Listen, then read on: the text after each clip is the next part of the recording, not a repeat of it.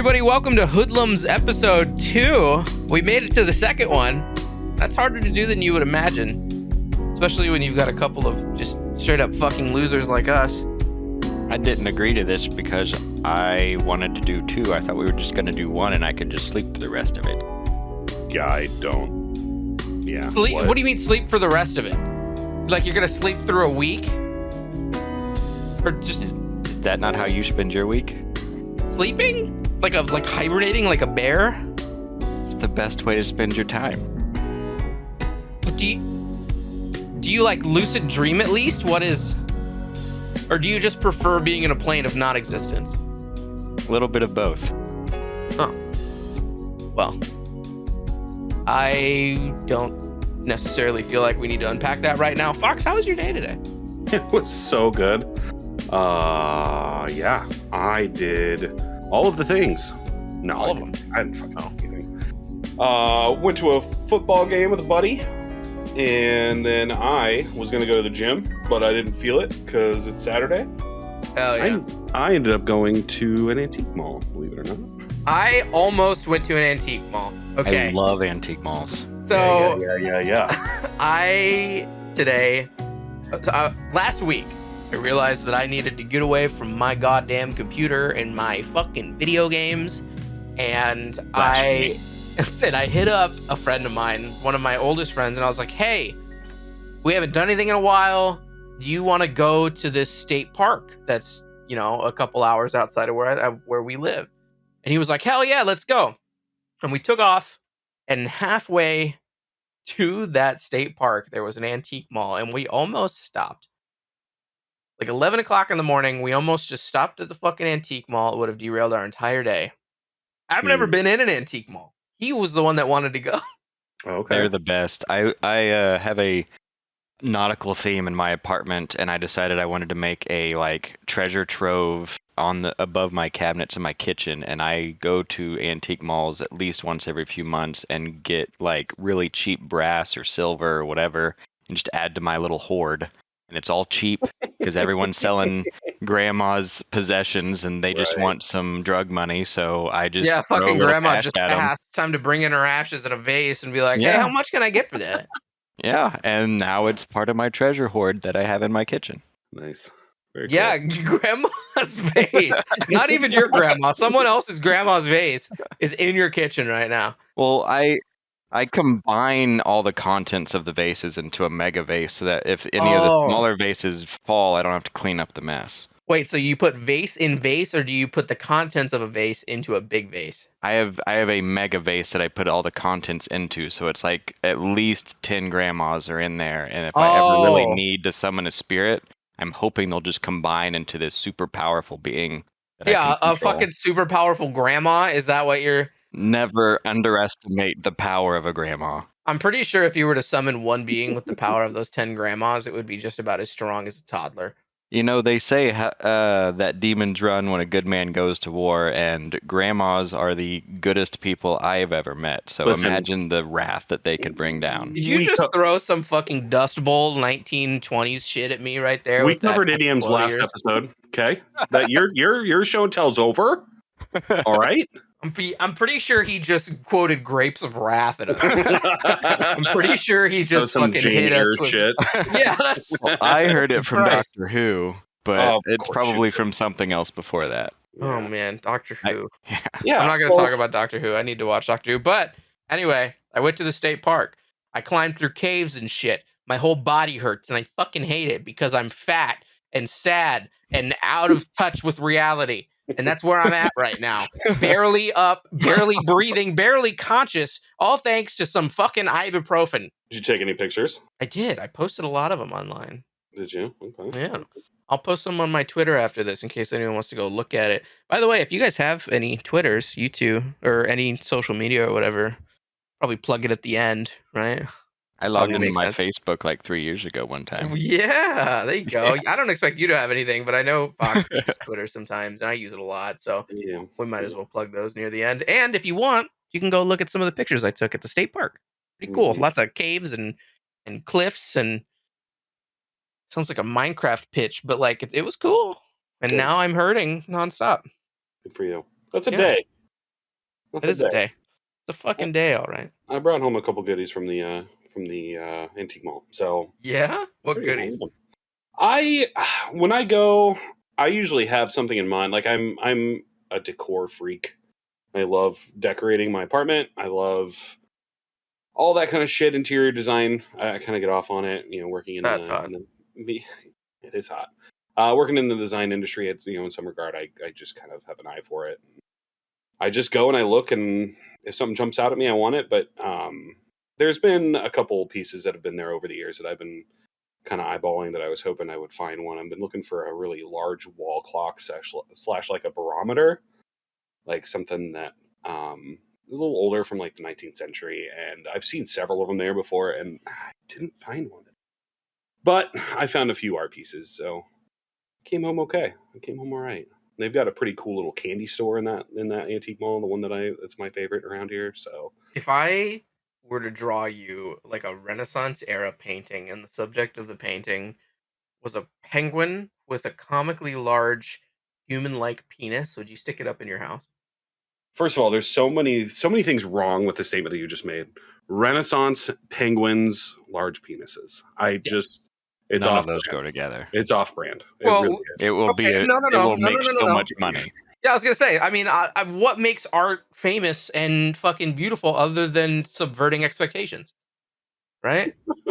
And Dude, to be clear, when I say Renaissance era, I don't mean topically. I just mean in style, right? And I'm Okay. not an art historian. I won't even pretend I know what the fuck I just said.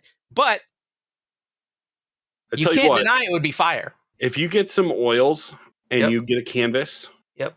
and you paint it, Yep. I'll think about it. Okay, I know what I'm doing if tomorrow. he rejects it, I will take it. We're not even going to talk the logistics of getting that There's- to you. There's That a would cost way too much money to ship that fucking. I'll come up there and I will get it.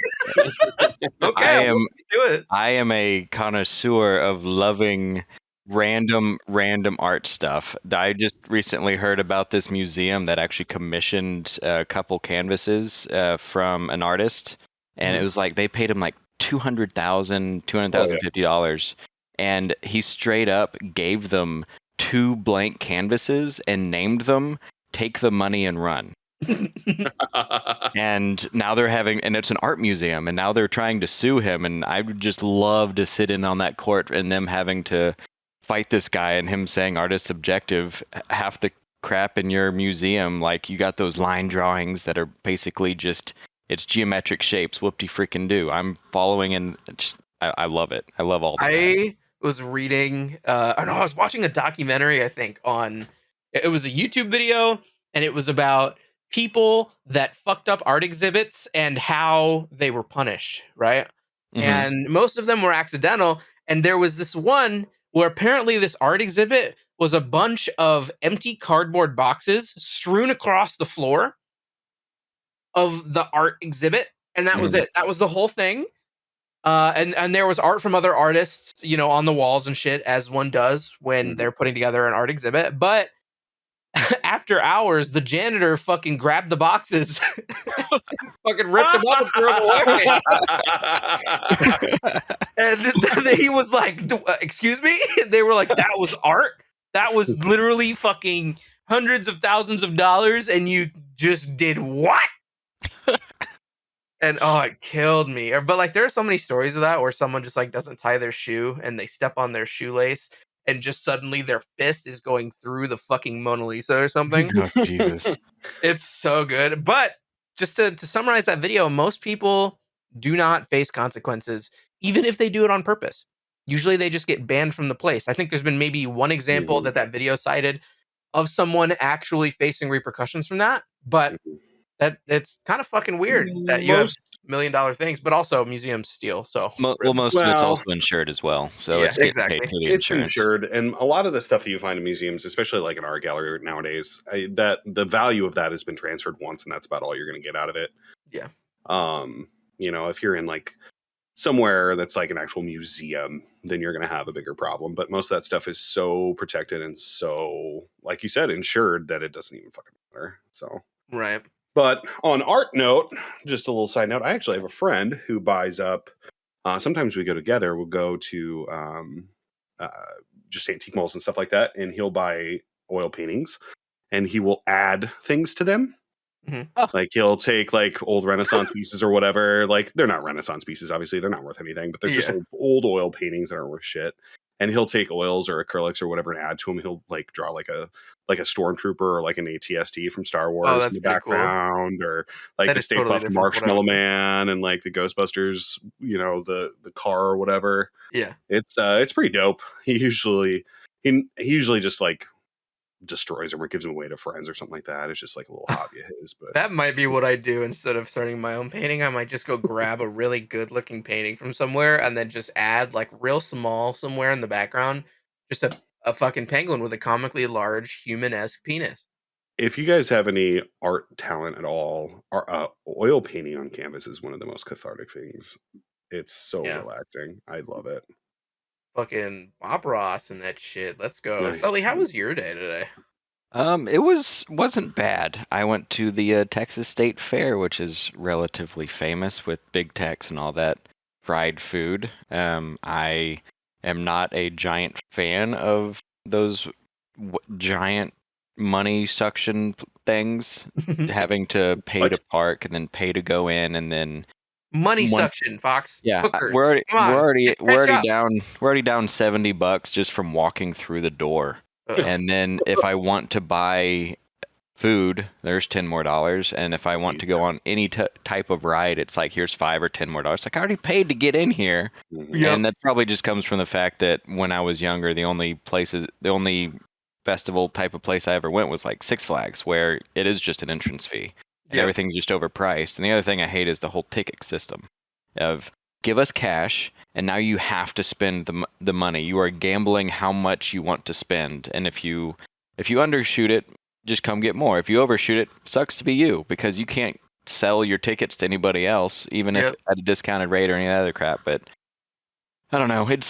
I think it's great nostalgia. I think state fairs are amazing for nostalgia, and it's amazing for spending time with people. But going, like, I took my girlfriend there, so we had a good time together. But as far as the actual things that we did and things that we ate, and we had one good meal, but as we were leaving, we Is had that a 10 more. good meal? Yeah, we actually had there was this pumpkin cake thing that was shaped in the Ugh. state of Texas. I love pumpkin stuff. That is. Don't even try to come at me about how bad pumpkin is, because No, I I'm love more laughing pumpkin. at how it's in the state, or it's in the Yeah. form of the state of Texas. It reminded me of that SpongeBob episode where they're making fun of Sandy for being fucking Texan. Yeah. That's Texas, man. We so much state pride, despite how much garbage crap we have going on. But as we were leaving, we were like, all right, we got 10 more tickets. We need to like something more desserty on our way out. And we saw this churro stand, and we're like, hell yeah. And they got a churro sundae.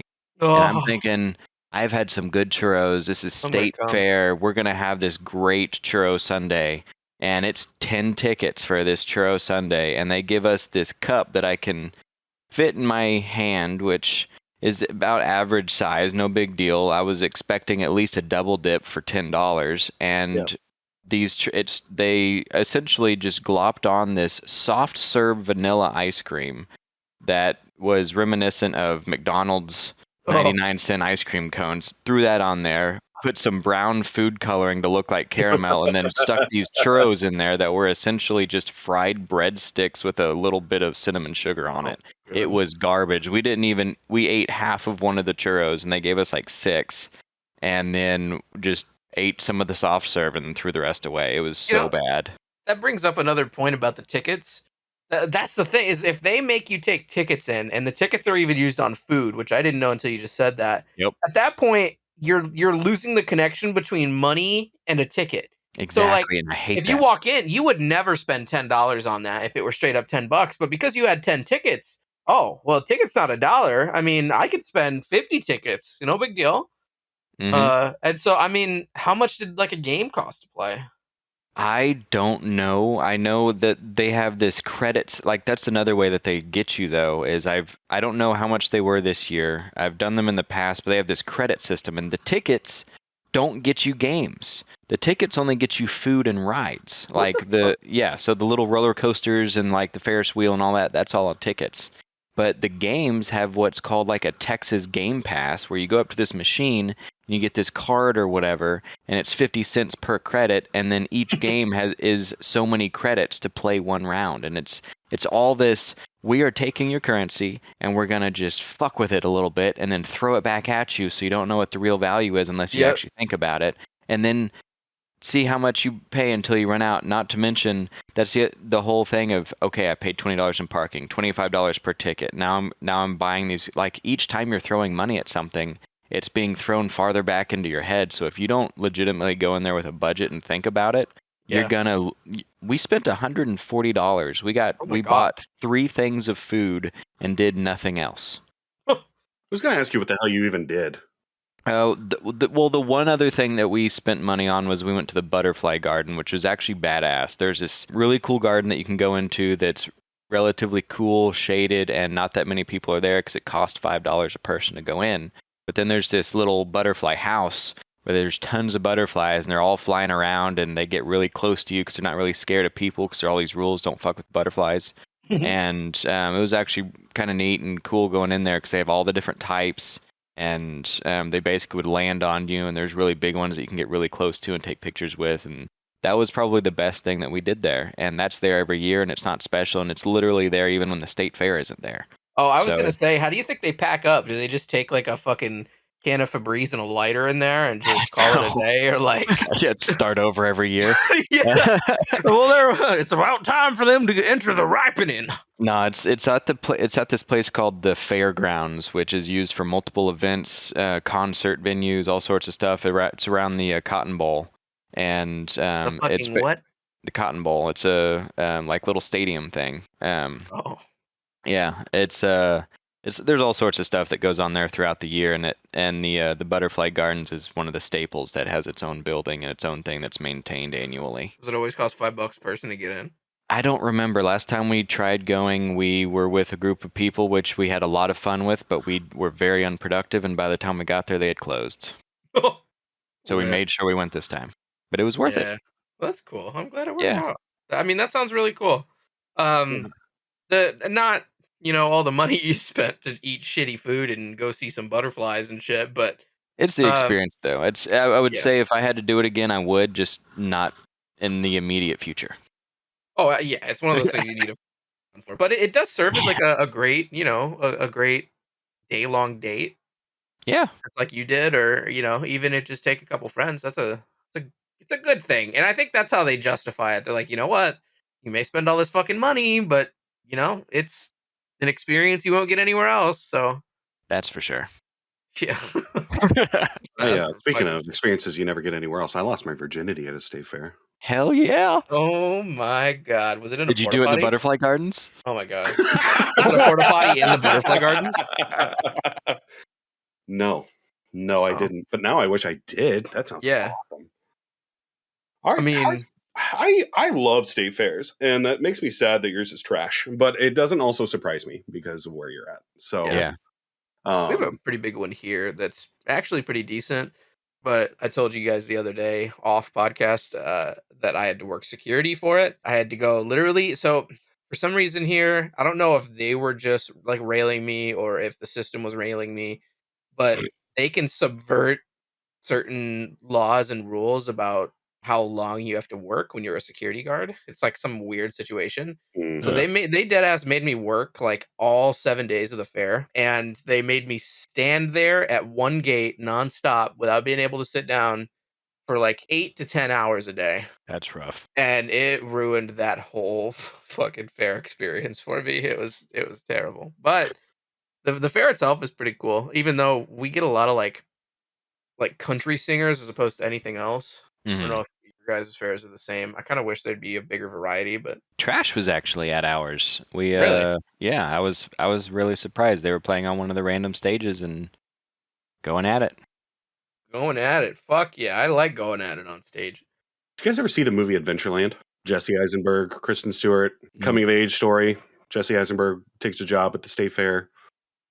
Well, it's got Bill Hader in it. Yes. Bill Hader's in it. Ryan Reynolds is in it. Kristen Wiig.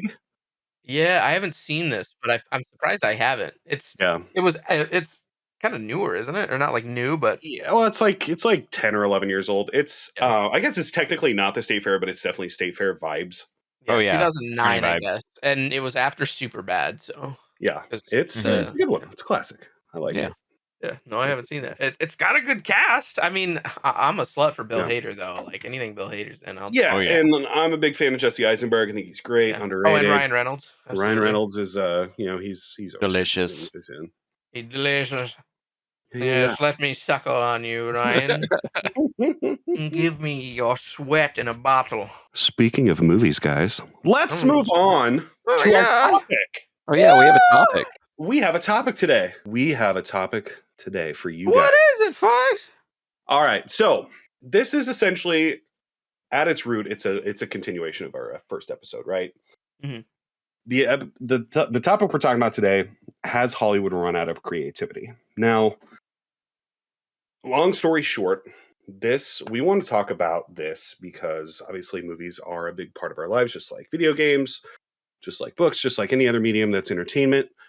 But it's a little bit more widespread. Movies reach more people. And I think something that has become an issue lately, at least it's become a topic of conversation on Reddit and on Twitter, people complaining about reboots, sequels, remakes, and whatnot, and the lack of creativity, the lack of new IPs in cinema, and we're just being fed the same old thing over and over again. And I think we want to talk about that a little bit. And again, it kind of continues off what we talked about episode 1, but it's a little bit different. And I want to start off really quick, just to lead us in.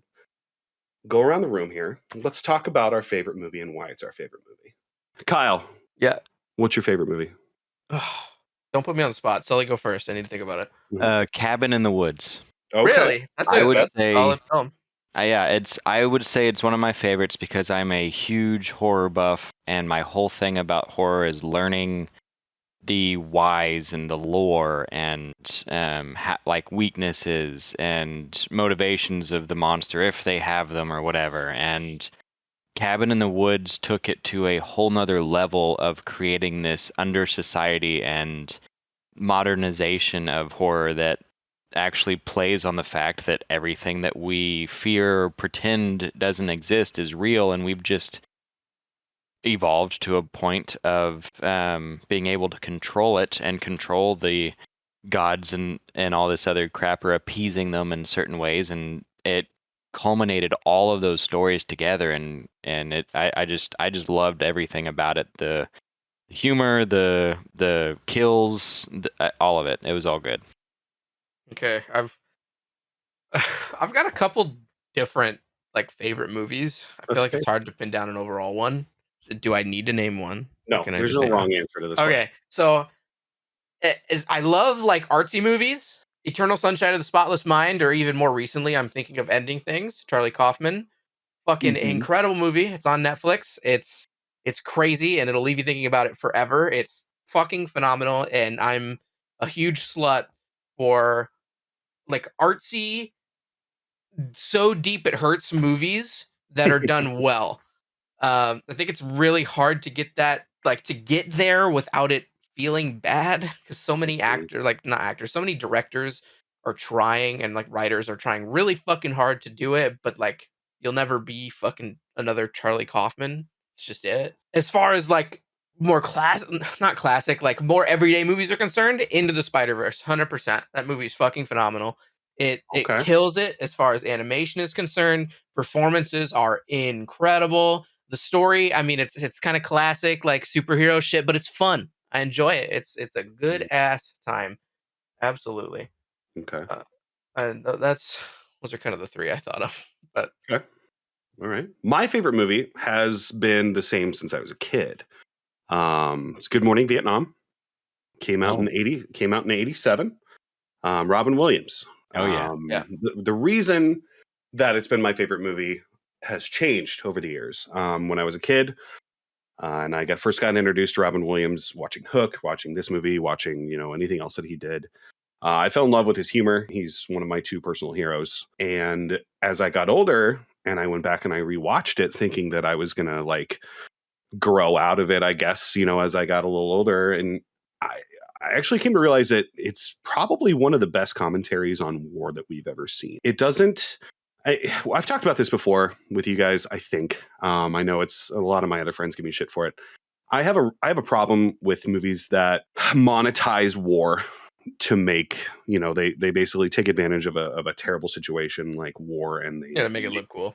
They make it look cool. They make money off of it. We're basically capitalizing on death, and something that is just, in my personal opinion, one of the most childish things that partake in that we deal with on a daily basis here in our world now. And it just rubs me the wrong way. So I tend to stay away from war movies for the most part. But this one does it so well and so tastefully. There's several scenes. I don't know if you guys have ever seen this movie, but there's one scene in particular where it's kind of a montage of the state of things in Vietnam in between his radio shows, where it's got Louis Armstrong's What a Wonderful World playing in the background while it's showing all these terrible scenes of kids getting beat up and people being blown up. And it shows it graphic enough to get the point across, but not so much as overkill.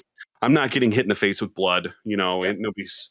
It's just, kids crying and families torn apart, and, GIs that are very obviously going through it. And then, another scene where it's towards the end of the movie and Robin Williams is kind of like temporarily resigned his post, and he's riding around with the guy that's basically like his entourage, his helper, his assistant. And they pull up on some GIs that are about to ship out to fight. And the assistant stands up and introduces Adrian Cronauer, is Robin Williams' character's name. And he just yells to all these guys, these thousands of guys that are in these trucks, like, hey, I've got Adrian Cronauer in here. And he's been, entertaining them for the last several months in relatively dark humor for the time, for that era. And it's just watching him connect with these guys on screen who are about basically, in his eyes, these kids are going to go die. Yeah. And it's one of the most powerful movies that I've ever watched. Even just now thinking about it, it gives me chills. I love it so much, and I will just stand by it forever. But so many of those Robin Williams movies are fucking classic, though. Like, he's got a way of knocking it out of the park that almost no other actor does. In some of these like really serious and hard to pull off roles. Super emotional movies. Fucking Dead Poet Society, fucking Good Will Hunting, phenomenal fucking movies. World's Greatest Dad. Another hard hitting. Oh my god. Yeah, I'm not sure anyone else could pull that off. No, I mean, he's one of a kind, that's for sure. And there's a lot of actors like that out there, but he's definitely not irreplaceable, that's for sure. Yep. But yeah, so favorite movies, we kind of have a widespread. Mine's from the 80s. Sully, yours is from the 2000s. Yeah, I think it came out in like 2010, maybe a little bit later. And then Kyle, I mean, your biggest one, your one at the end there, came out, what, 2 years ago? Yeah. Okay. So the question becomes, we're thinking about movies, and we're all old enough to have gone through several decades of movies. Do we feel different about movies now than we did when we were kids? Do you feel differently about movies that are being produced? Do you get a sour taste in your mouth when you get another sequel to another movie, to a prequel, to a remake? Talk to me. What do you think, Sully? I definitely feel like there is just my biggest input on it would be that I look for the unique stuff. And I know that's part of our commentary on this, is the creativity is lacking, and I want something that I haven't seen before, that's telling a story I haven't heard before. And if I have to see Uncle Ben die again, or learn why Batman took up the mantle and why he doesn't like guns, I'm probably going to stab my eyes out. I feel like you should probably move away from superhero movies then. Yeah, but then you have Justice League, which everyone shits on, even though it was a new Batman and we didn't have to actually do that. And then they actually were smart enough to at least say, "Hey, you've heard this story 10,000 times. Let's teach you about everybody else." So I have to give them a little bit of props for that. And I'm really surprised that. Sorry to cut in, but go ahead. I'm surprised it took them that long to get that. Like, thank God Marvel stepped in with Spider-Man and kind of led the way with this idea of, oh, we've rebooted the character twice. We've seen that fucking one titular Yeah. character in Uncle Ben's dead already. Uncle Ben die literally a million times over. Like, leave the poor man alone. Why you got to keep Poor teaching that Uncle lesson? Ben. Yeah, Mhm. fucking Jesus, man. Probably Yeah. the most killed character in cinema history, except for maybe like Kenny from South Park. But I'm sure it's close. Well, But Uncle Ben it's is not crazy that they. blessed by Cthulhu with resurrection, so. True, actually. Sorry, continue. That was. Well, I was gonna make commentary on kind of being glad that this recent phase of Marvel is over as well, because they hit an algorithm and it felt like, okay, we're learning everything. You're doing the exact same thing with each characters. It feels like. And then I went and saw Ten Rings not too long ago, and I was very happy and satisfied with what they did. But I feel it's because it's a whole nother story right out. Like, they had a couple cameos of some characters from other movies, and that was great, and they touched on it just enough so that if you've seen them, you're like, hey, I know that guy. But if you haven't, you're like, oh, that's cool. And it's enough that it was unique, and I'm looking forward to seeing what they do with this next phase, and maybe they've learned to be a little bit more creative instead of just copy paste, throw in humor here, throw in cool fight here, and then collect money. So I don't think we're going to see a whole lot of that. I do like that some of the stories seem deeper or more important or even more interesting, I guess. Kind of Mhm. looking at Eternals specifically, it Mhm. seems Yeah. very different. It seems like it dips into a whole different side of the Marvel universe. And there's a lot to touch on in what they're approaching with the whole MCU thing. And I think that all should be really interesting. But if I had to take a guess as to why 10 Rings is so different, and I haven't seen it yet, but first of all, it needed to be to start off to be one of the first movies in the new phase. Mhm. But beyond that, I don't think they're gonna take that risk on a character that's established. Like, this new Spider-Man movie is absolutely gonna beat a formula, I think. Yeah. Minus, all this multiverse stuff they're throwing in. I'm sure that's gonna kinda throw a wrench in things, but you break it down, and it's probably gonna come down to the same formula minus the content, right? Yeah. Just because they can't afford to lose on a Spider-Man movie like that. It's just they No. know what works. But Ten Rings, no one knows these characters unless they're, hardcore comic fans. And so that gives them a lot of opportunity to be like, okay, how do we get a little creative with this? How do we play into its roots? I know it had fucking phenomenal fight Fight scenes. scenes. Yeah, the fight Yeah, scenes were amazing.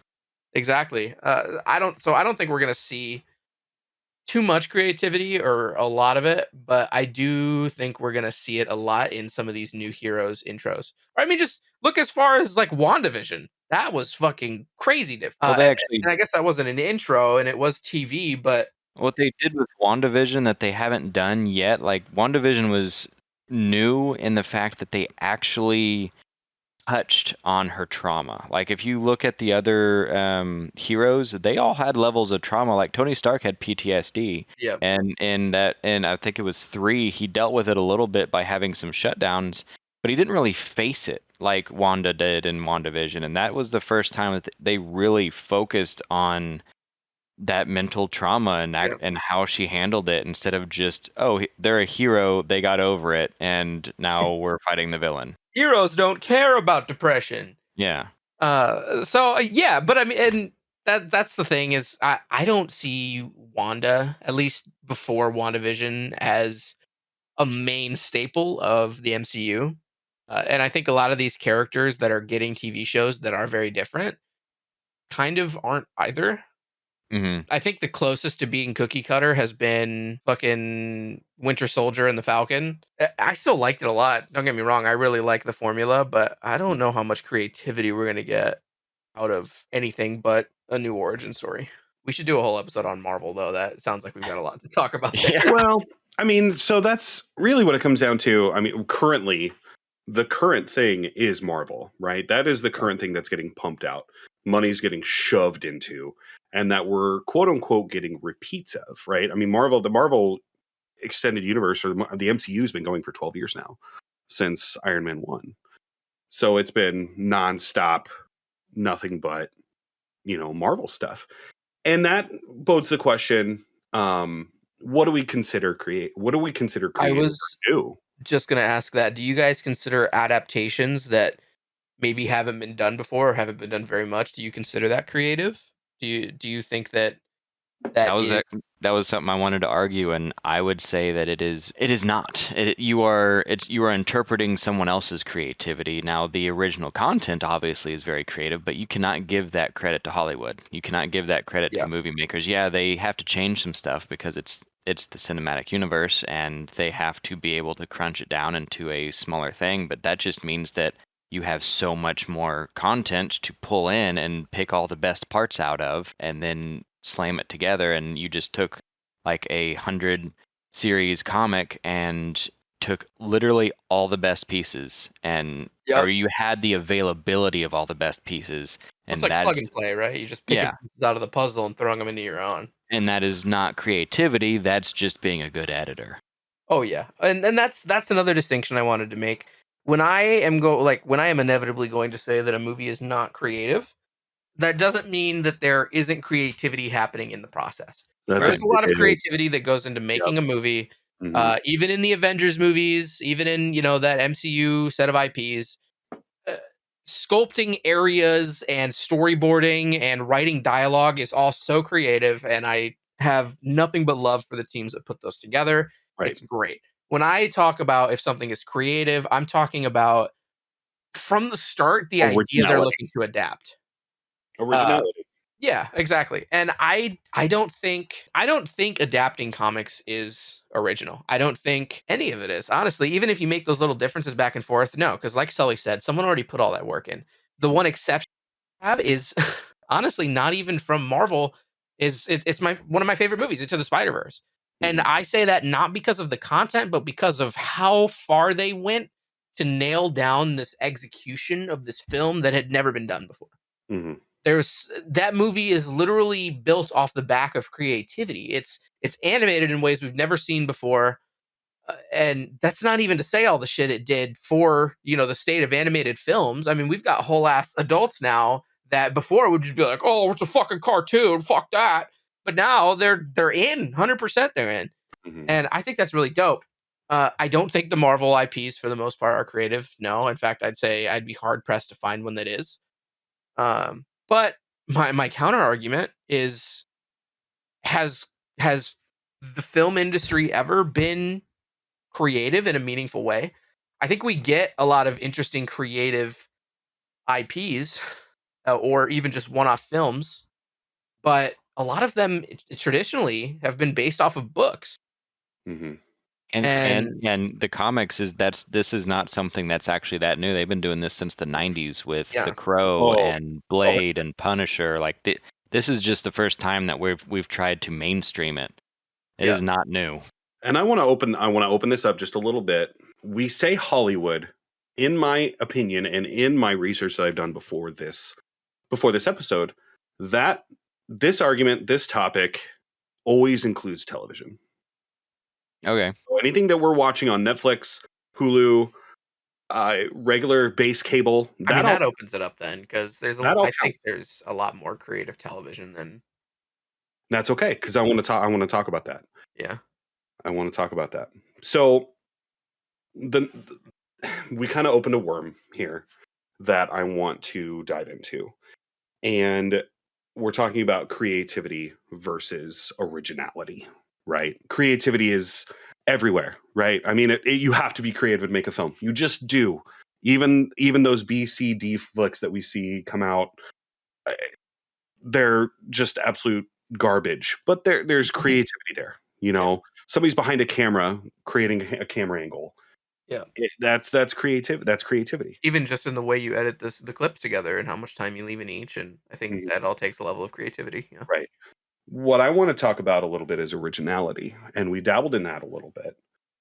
And the question that I came across that I think I kind of want to lead with a little bit here is this is going to get a little meta, and I apologize, but has every story been told? Have we heard every iteration of every story ever? Can you come Mm, up with an original story? Is that even possible? I think statistically that's impossible. There's always going to be a combination of words that hasn't been used yet that is a feasible conversation and or story. Mhm. yeah, and that's my initial response, but then kinda generalize the idea, right? take it in a way that you don't necessarily factor in character names or even specific character traits, actors, the way it's executed. When it Mhm. comes down to a story, that's an idea that's existed for a long time. That every story breaks down into the same set of steps.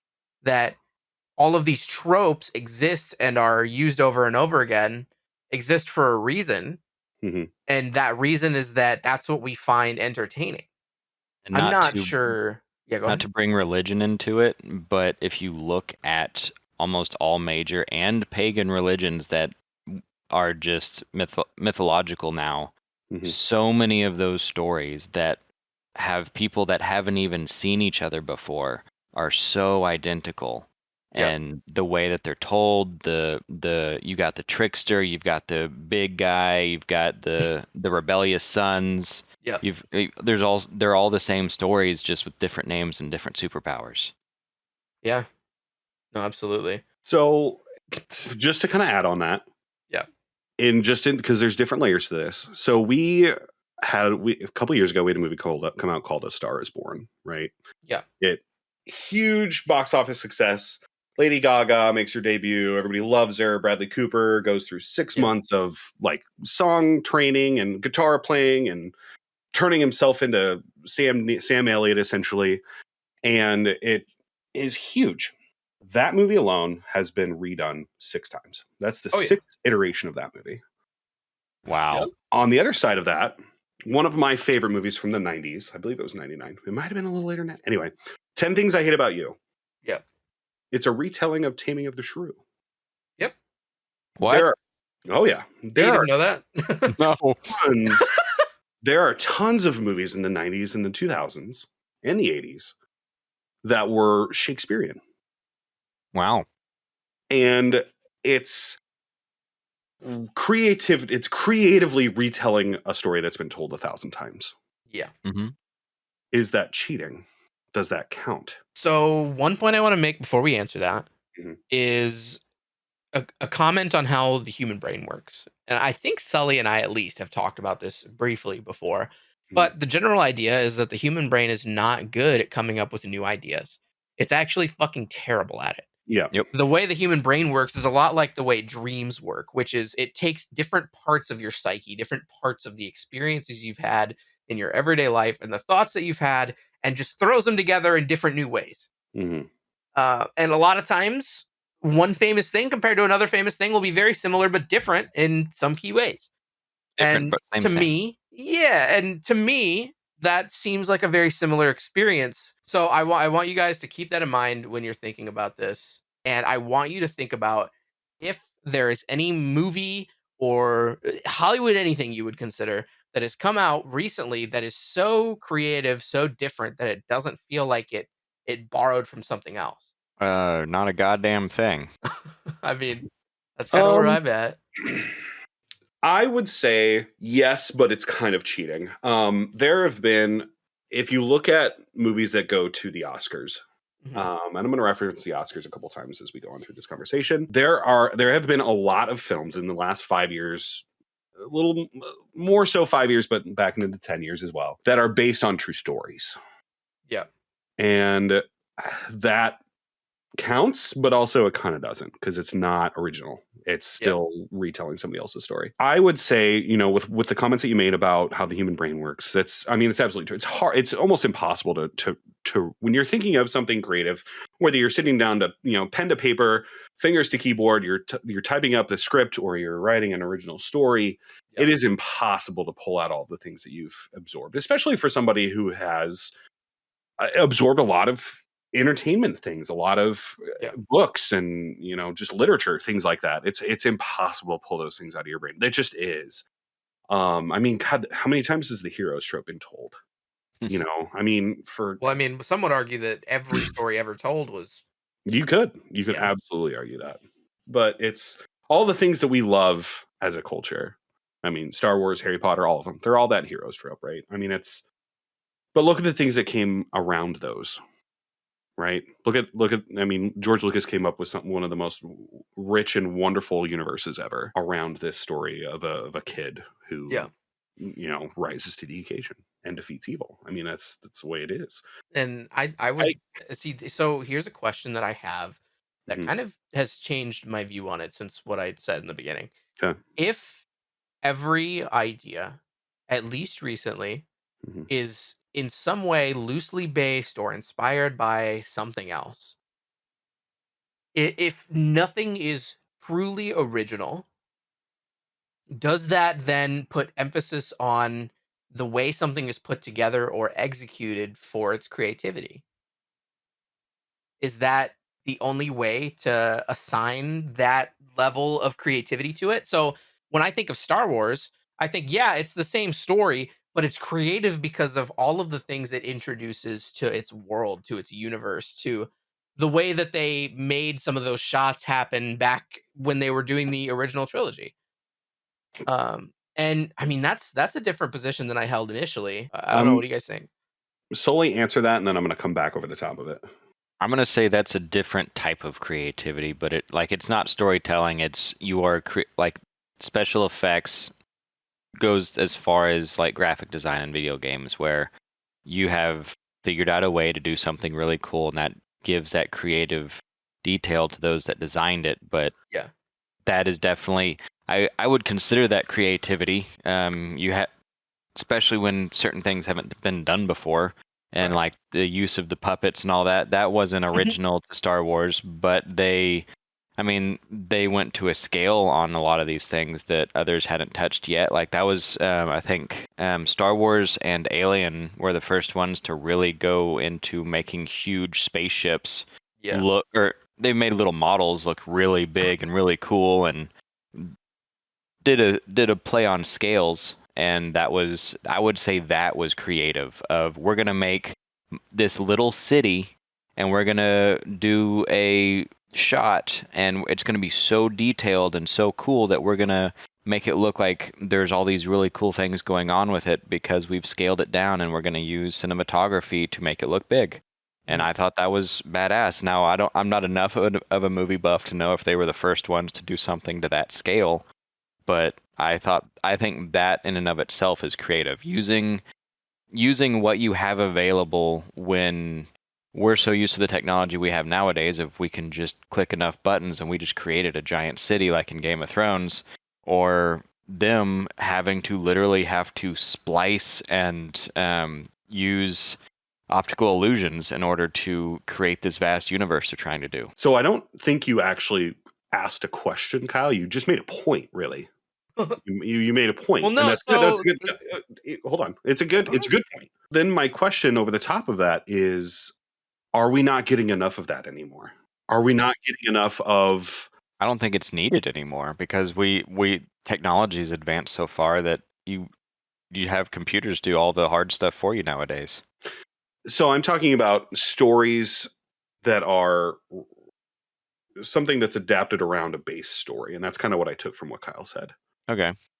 Kyle, he's talking about Star Wars, and he's talking about it was okay because all these wonderful things around it, and I took that more story based than. yeah. Well, my general point goes down to a more like almost philosophical level, which is just if every story ever told is an amalgamation of other stories, Mhm. and nothing down at its core is necessarily totally Original. original. Does that mean that we can even judge a movie based on its story being original or creative? Or in that way, do we have to pivot and say, okay, everything that makes a movie creative has to do with its execution as opposed to the story itself? Okay. I see. I wish I had the time to do the research before answering this question, but one of the things, like I did a little bit of research on are some of my favorite things that I've watched based on something else. And one of my favorite things that Netflix pumped out was the Haunting of Hill House series, and they did a Ooh, second one. yeah, And that's those, a I fun one. think they were amazingly well done. They were awesome stories, but that was actually based off of a novel from the late 1950s. Yeah. And there's been a couple movies made about it, and I wish I had the book and I could read it to know how much of the story was actually told through the book, how much of the what do you call them, twists and type the way they told the story, is that the same as it was from the books, or was that unique? Was that twist ending of learning a few things, without wanting to spoil this series if no one's heard it before, but the way they told the story was insanely well done, and I don't know if I can attribute that to the people that published to Netflix or if that was actually from the original book. Yeah. And that's another question is, I mean, the story itself is told. I mean, even if you just break it down, it's a ghost story, right? Right. At its core. And at that point, I think you're focusing instead on the execution, right? How it was told, how they would tweak it. On Mhm. top of that, those had incredible performances in them. The editing was really good. I Mhm. loved them a lot, and I given almost this newer viewpoint, I would say those are creative. Okay. I don't see many of those often. So Because what let's go well, ahead. I was just gonna say it is said to be loosely done, and I want to think back to the late '60s and were they creative enough back then to do the stuff that we have now with our massive influx of information that we have to fuel our creativity? Yeah. And I want to say no. I don't think they had the creativity ability to tell the story in such a way that we saw it on Netflix. When you say that, I'm gonna imagine you mean specifically how they told the For the perspective. medium that they used, yeah, Yeah. the perspectives, the limited information, because that's where we come into crosshairs of which is better, the book or the movie, and it all depends on which one you see first, usually. But when you think that the real difference, it's about the information that you're able to receive. You're given the visuals in a movie and the more, I would say, immediate emotion instead of a buildup of emotion. Yeah. And through books, you're given thoughts and their actual motivations instead of assuming what they're motivated by or Right. trying to dig into it. And that you can't make those types of judgments, but I still feel like the way they told the story would have been impossible to be told that way through the book just the same. Kind of like The Giver, where like the big twist in the at the beginning is impossible to play through on the movie because you literally ruin it by giving your audience eyes. You have to give them their visual imagination, not their actual eyesight, to see the story you're telling in order to give that good twist. Right. So you're kind of hitting on two separate things that kind of come together here, if I'm understanding you correctly. The first is uh certain stories have an advantage being adapted in certain ways, right? Hmm. Like how, you said The Giver is best described like used as a book, and in your opinion, Hill House is the way it was told is best shown as a TV show, right? Basically, yeah. And then you're also saying that an advance in technology and information pass through has allowed us to better tell a visual story nowadays, is what you're saying? Basically, yeah. When you have a story that you want to tell, but you can't think of the best way to tell it, Yeah. having all of these other ideas that from all the information that you've absorbed gives you more ammunition to use when you want to tell your story in a more creative way. Yeah. I think there's a lot of like older creative movies that knock that shit out of the park though. So I'm hesitant to kind of agree with that off the bat. I think you're hitting on something important, which is definitely worth a conversation at some point, but which is that, is it are we better now at doing that, at providing a visual experience, at giving more information quicker now than we used to be? Is there some extra level to the craft now? I wouldn't say we're better because of ourselves. I would say we're better because of technology. Another movie that comes to mind is The Labyrinth. That movie was made back in what, the 80s? Mhm. And it told such a great story. It had amazing characters, and I'm pretty sure it wasn't based off of anything. It was an original work of art. And it was, I think it was also, yeah, it was a musical. I try and forget that. I'm not a big fan of musicals. But it was still an amazing movie, and the way they were able to tell the story and all that stuff was amazingly well done. And it's almost a counterpoint to what I was trying to say before of just I don't know, man. I'm so on the fence of I think the only real advantage we have nowadays is that the technology we have gives us the ability to tell a story like that without having to really dive into the set creation and the puppets and all the things that they had to do to build that awesome movie.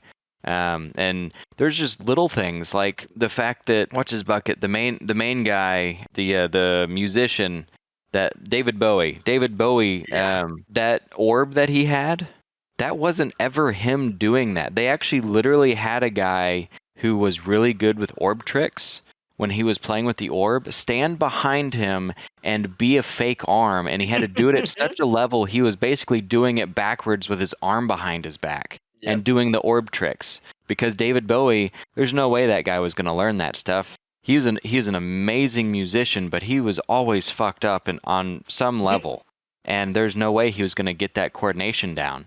And nowadays, you don't have to have a guy that's really good at this and then have to spin backwards. You've got two options. You can just throw a green blanket over him while he does it, and he doesn't have to bend and contort himself. Or you can just have David Bowie move his hand around a little bit, and you just pop, there's a ball in his hand because computers and cool.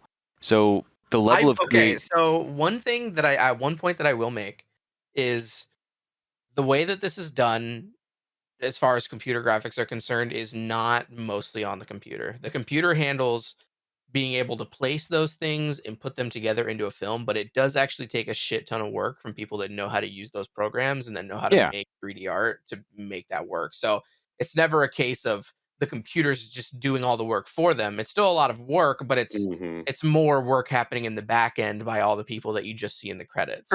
True, and I 100% am not trying to discredit the amount of effort that they put into it. Yeah. However, what I think the point I'm trying to say is when you become a graphic artist and you know what you're doing and you're experienced and you've got that down, doing those things, I don't believe is the same level of unique effort that this one guy is having to contort his body in order to do this one scene. This one time that will be a useless skill to have for the future. Yeah. And so that is the only reason he did it. So, Vox, first of all, I want to hear your input on this because I feel like you have a strong answer for it. I do have a strong opinion on that, but I'm not really sure how to phrase it as the computer science and computer generated effects, special effects in the last 20 years, 30 years that have been introduced to film. Does that take away from storytelling? No, I don't think so. No, I think it enhances it. It creates more possibilities and more ways of telling your story. I mean, a movie like fucking Avatar could never happen. Yeah, removes limitations, I should say. Yeah. Mm-hmm. With magic. Okay. So we are getting into the minutia. We're getting into like the real nitty-gritty, the seriousness of I want to zoom out, essentially, is what I want to get to. I want to zoom out a little bit because we've kind of already answered a few of we've dove in and we've talked about, some little minor details, and I think we've come to a good conclusion that on the surface we can't say that, with every story being told, that does not limit originality or creativity. It doesn't. We can't do that. We cannot judge this question by that fact. So let's zoom out a little bit and talk about the bigger picture. And I have a couple facts here. Something that I looked up, some statistics, if you will. Some statistics. I like numbers. Right. Mm-hmm. So, talking about originally made stories, like original screenplays, okay, versus remakes, sequels, prequels, and things that are created from other sources, like comic books, adaptations, exactly. In the last 15 years, since 2021, the article that I read was written in 2020. In the last 15 years, just looking at the top 100 grossing films released in that year. Okay, so that's where these statistics. So gross about them. Yeah, what's so fucking? Do they smell? They are terrible. They're fucking terrible movies because they're just adaptations of fucking dog shit.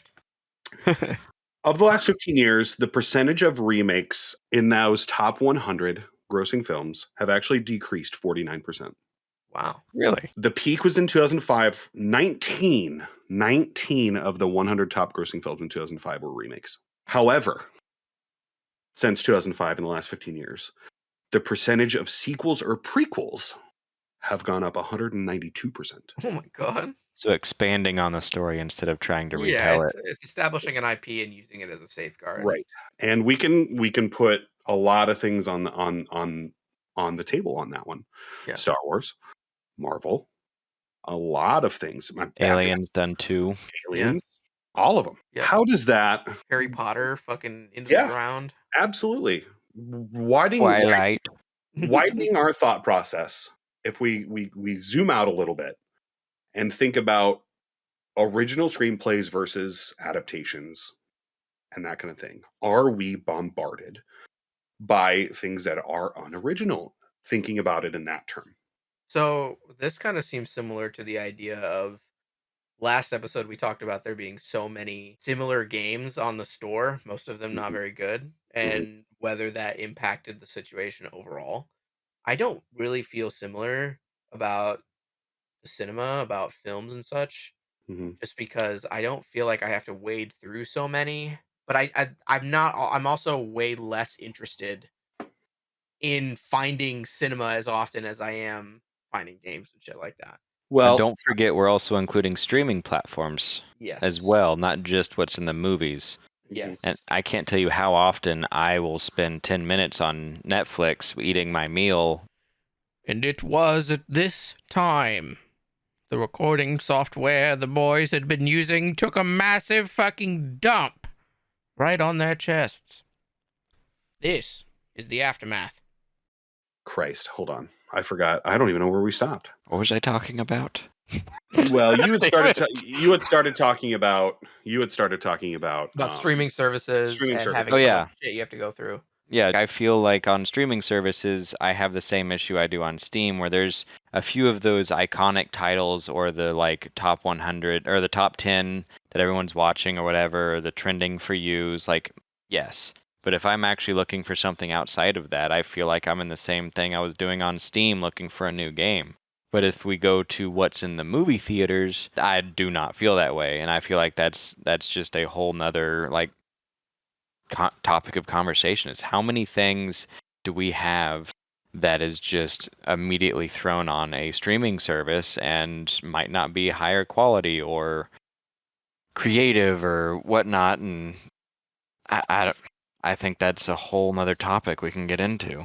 Because we're starting to that conversation reverses back to what we were talking about. Absolutely, Kyle. What we were talking about last episode. You know, Steam and video games are one thing because we're exposed to Steam constantly. We're searching through Steam. We're rifling through it.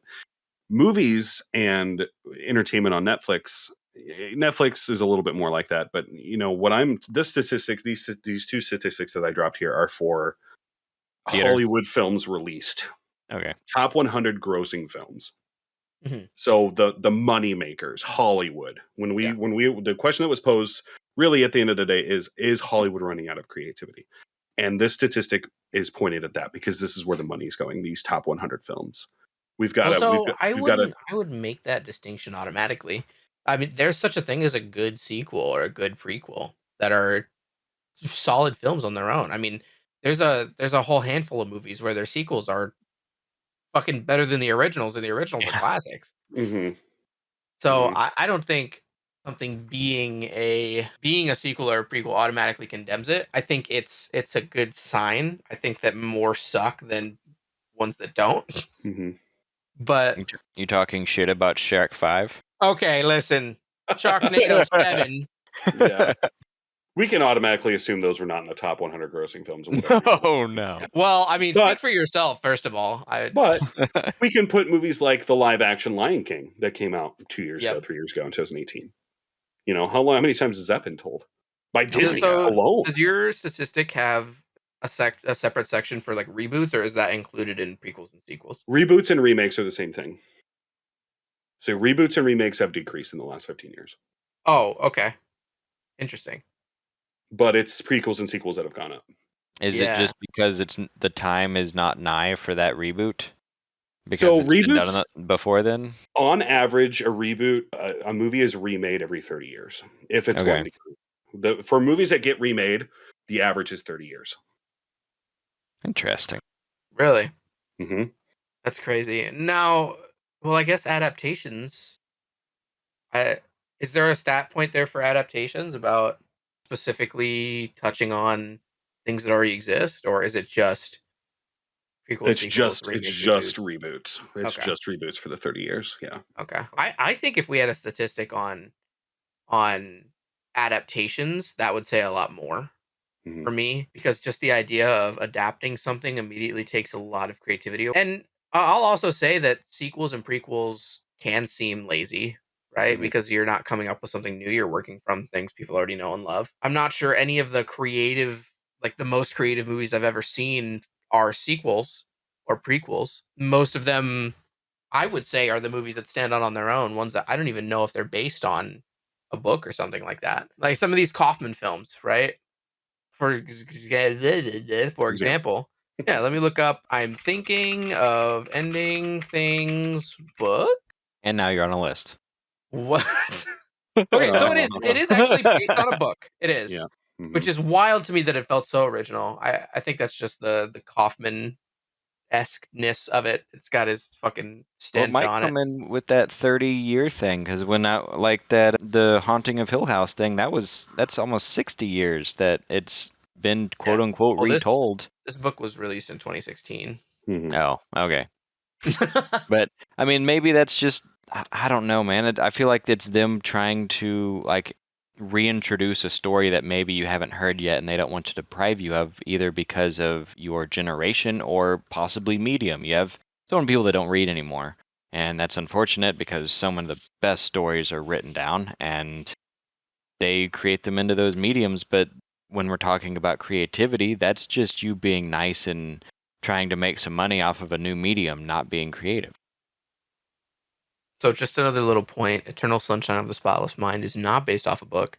It's totally written by Charlie Kaufman. Yep. The title is just a reference to a poem from 1717, but hmm Oh, which makes sense. I think that movie is really creative and I love it. But yeah. I have two more topics that I want to briefly touch on before we get to our final answers from the three of us. yeah, Another article that I read essentially ripped apart Hollywood for not having any creativity, dealing with adaptations and sequels, just hated it, tore it apart. And I found it interesting that at the end of the article, the references that were made were when this writer, she spoke with some CEOs and people up in Hollywood and big production companies. Why are we making things that have already been done before, or are continuations of another story? And essentially, it's these big production companies are dumping millions, hundreds of millions of dollars sometimes into films, and they're not going to take the risk on a new IP because the audiences of today are more comforted by things that are familiar. People are not as willing to go to a movie in the theaters specifically and spend $30 per person yeah. with between tickets and whatever, because that's what we're talking about. Right now we're talking about box office sales. People are not willing to take a risk on something they're not familiar with when they can go see something that they are familiar with and they've already been reassured because the previous one they enjoyed, and so that they're going to go see the next one, or they're going to see a remake of something that they've enjoyed from their childhood. I will be honest.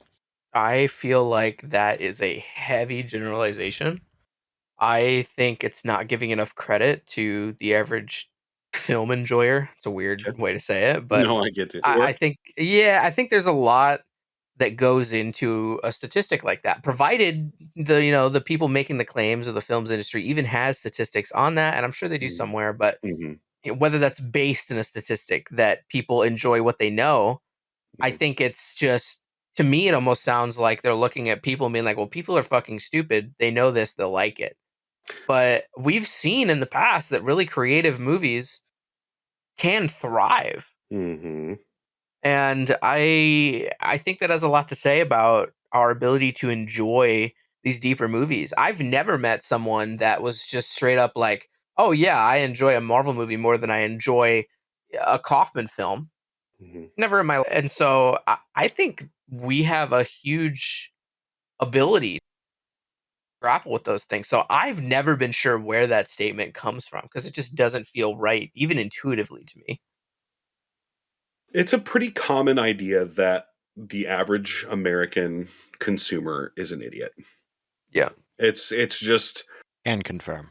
anybody Am an that idiot. anybody that creates anything for human consumption, it is easy to, at least reportedly, it is easy to fool us, and it is easy to train us to go to a certain thing or do a certain thing or buy a certain thing if marketed correctly. Yeah. And so, I've got this snake oil that'll make your pee-pee bigger. Oh my god, I need it. I mean, that's a hell of a good point, because people have been doing that for a long ass time, For convincing people to do centuries. stupid ass shit. And that's all, these. I mean, what was it, the 1700s? Every time you went to the doctor and they were like, yeah, you seem to have something wrong with you. Do some cocaine about it. And then sent you out the door. Mhm. Well, we didn't know any better. No, but it Now, worked. in the information age, as we come back full circle to the information age, as we talked about last episode, we just need to open up Google or use our brains and take 10 minutes to look up movies. In this case, Mhm. see what's out there. Don't just, ooh, I saw that commercial for that movie, I'm gonna go see it. Look and see what's out. I hate movie commercials nowadays. Might as well just watch the whole movie in 2 minutes and not go see it. Yeah, exactly. Give me the beginning, the middle, and the end. There you go. Fucking take my money. Do But you I have, definitely get your point. yeah, I mean, do you have anything? Because I 100% agree with Kyle. I already have I've had an answer to this question since before we started. I have But one too, definitively. yeah, I've had one since we started. But I'm curious. I just wanted to get there.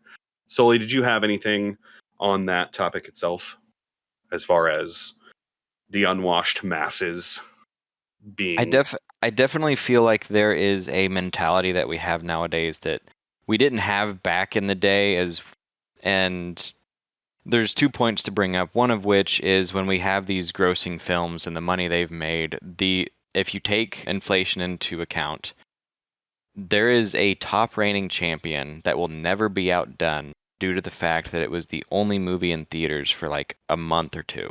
And that was Gone with the Wind. It is the top grossing film that will ever exist, that has existed or will ever exist, because it was the only option.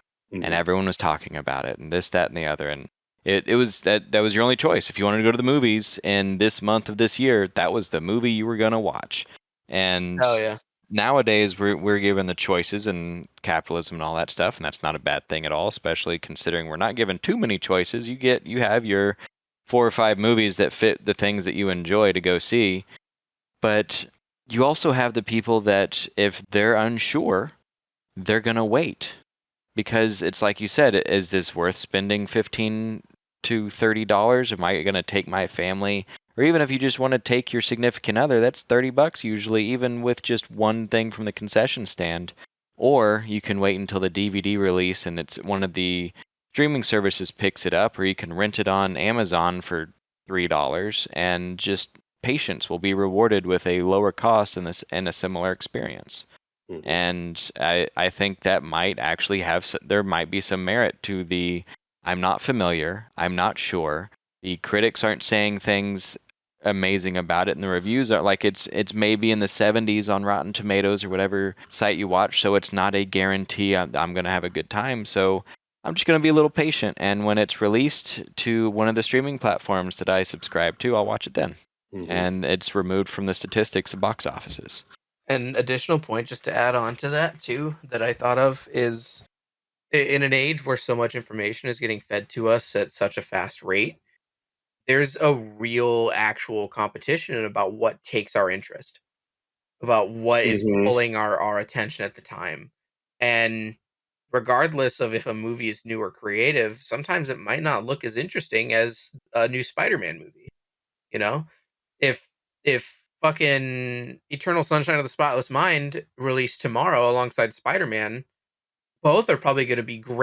great films, but the actual like good film is totally going to get snubbed by that just because it's fun, it's interesting, it's in your face, it's actiony, it's what's going to pull your information, like pull your It's attention fun the for the whole fastest. family. Yeah, true. Whereas, Eternal Sunshine or I'm thinking of ending things, I think those are things people are more likely to watch just while they're like looking for something on Netflix. Or maybe Most they're ashamed of because mo- you got the dude bros that don't want to go watch Twilight and they wait until they get home to watch it.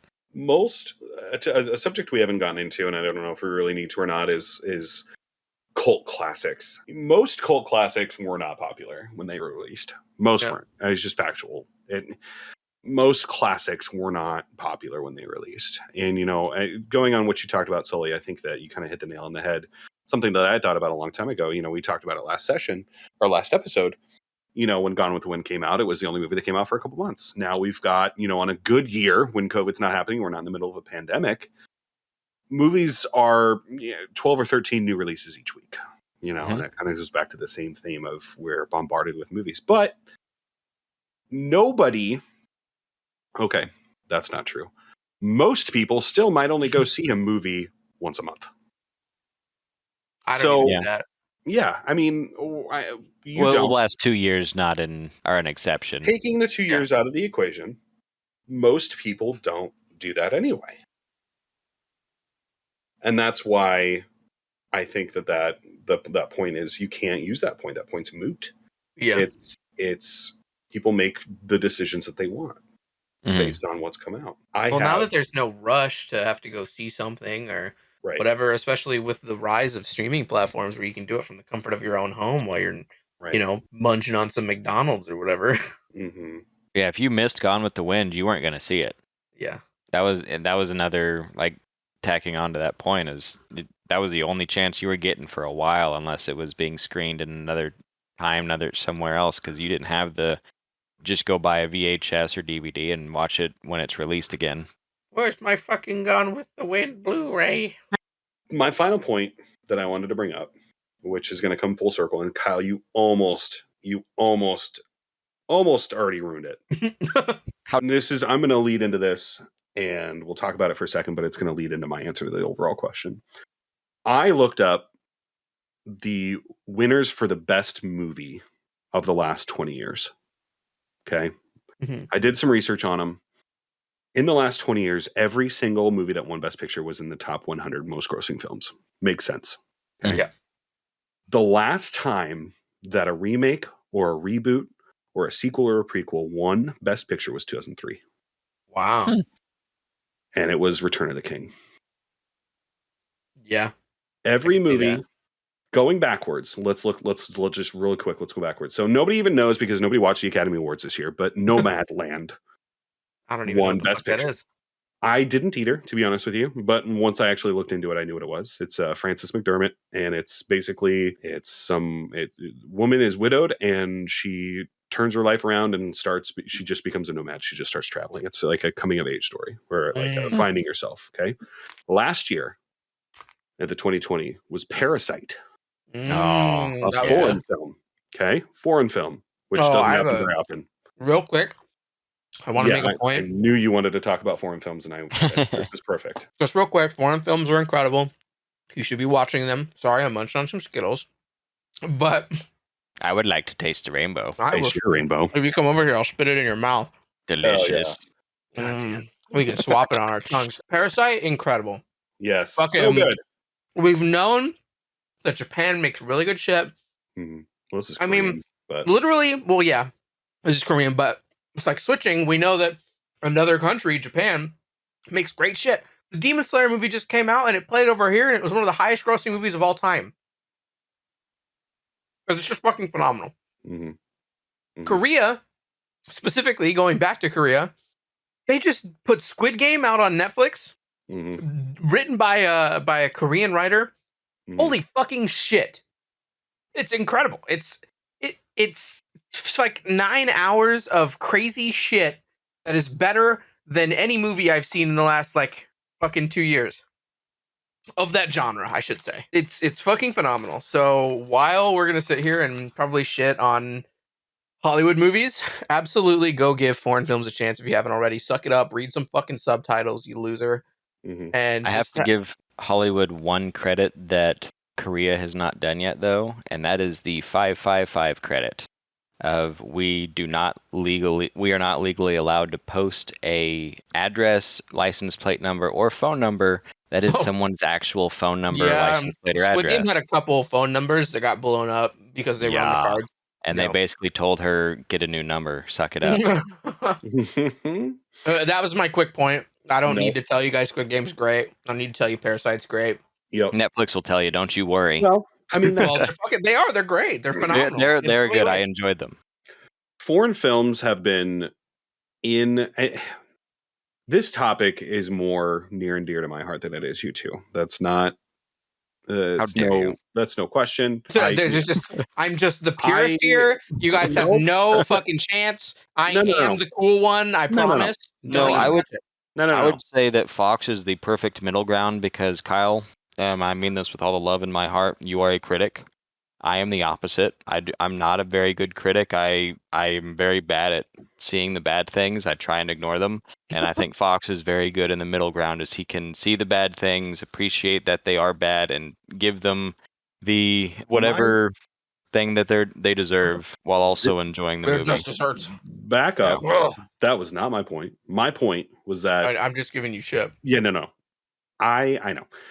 I mean, movies have been a part of my life since I was a little kid. They're my favorite medium. They always have been. Foreign films, just on foreign films real quick. Foreign films have been in mainstream American film media for a long time. They just haven't gotten the play that they have in the last 10, 15 years. I mean, we've got on this list in the last 10 years, 2 films are foreign films. Mm-hmm. Winning Best Picture at the Oscars. Absurd. That's unheard of. And there have been several in the last 30 that probably should have. It's probably some capitalist bullshit than it is. Yeah. Or some racist But bullshit. there's things changing and things. I mean, like going down the list, Nomadland, Parasite, Green Book, which is it's an adaptation of it's a jazz pianist, Don Shirley. It's his story. The Shape of Water, you could argue is a foreign film. It wasn't. It was made here, but it was Guillermo del Toro. I mean, that story's been retold 700 times, but it's an original IP.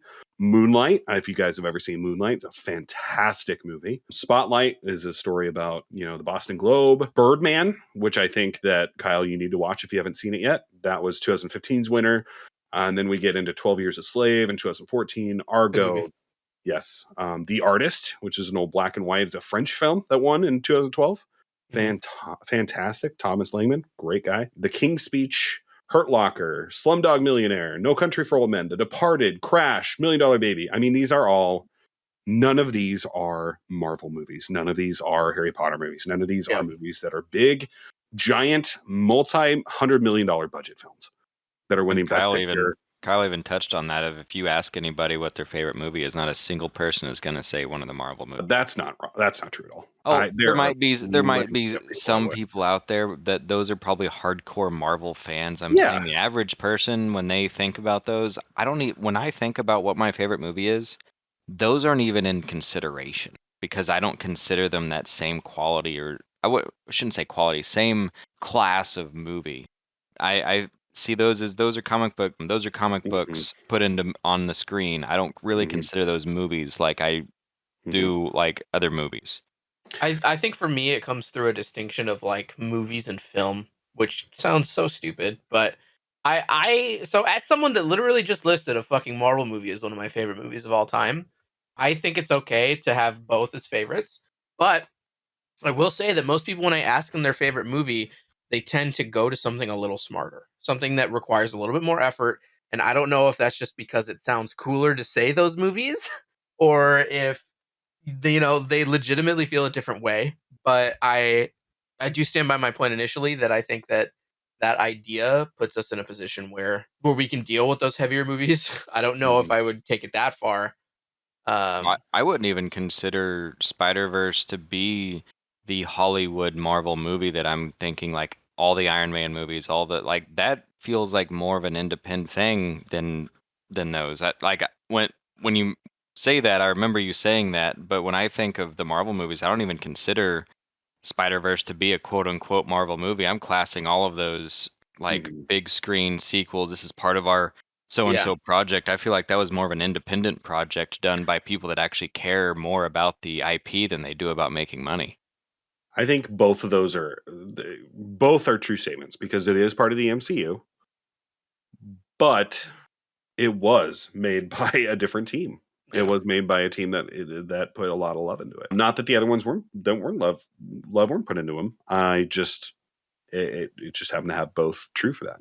And I Yeah. think that's very telling. You can absolutely go on the street and find somebody that says that their favorite movie is Iron Man 2. I can guarantee you I could go out there tomorrow and find somebody. Promise. And But then you can slap them really, really it hard. is what Yeah, it you is. can It fucking is tell them how what it is. stupid And they are. it's a free market. People can do whatever the fuck they want. They can like Yeah. whatever they want. But I mean, the point is, and to end this sentence with my answer to this question is that we've, in a nutshell, proven that even though, yes, we've been kind of flooded, mostly, especially in the last 15 years, as the statistics say, we've been flooded with remakes, with sequels, prequels, but the movies are still there. The And unique that, yep. movies, the original stories told, they are there. They're getting the love they deserve. They are making money. They're winning awards. And anybody that thinks that Hollywood is lost its touch is honestly lost touch with reality. And they're Fuck, I don't know if I'd go that far. I think they're just you've lost. No, so here's my answer.